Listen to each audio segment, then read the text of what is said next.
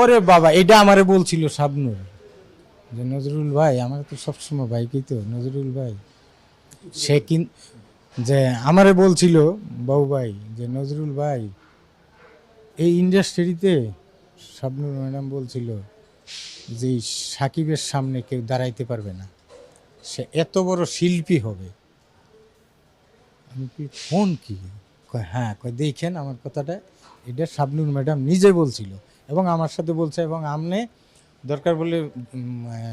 যদি কখনো মনে করেন, উনি তো বাইরে থাকে, দেশের বাইরে থাকে, আইসা, হ্যাঁ আইসা করবে, তো আসলে আপনি আলাপ করে দেখেন যে নজরুল আপনার এ ব্যাপারে, এই ব্যাপারে একটু গল্প করছে, আমার সাথে বলছে যে দেখেন হ্যাঁ দইরা রাখেন, কাজে লাগবে ইন্ডাস্ট্রি। তবে শাবনূর ম্যাডামের অনেক অবদান আছে তার এই অভিনয়ের দিক দিয়ে, সে অনেক হেল্প করছে, অনেক সহযোগিতা করছে। এইটা মধ্যখানে মনে হয় দুই একটা হয়েছে, এইটা হয়েছে যে শাবনূর ম্যাডাম এমন একটা আর্টিস্ট, আপনি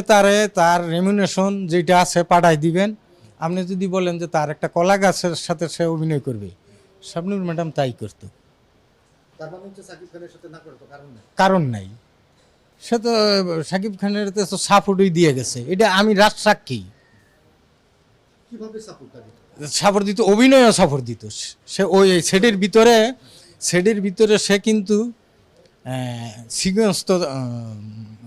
সিবিএস সিস্টেমের কাছ থেকে সে শাবনূর তো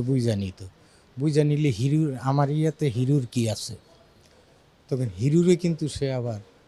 সাকিব বেড়ে কিন্তু সে আবার গিফট করত।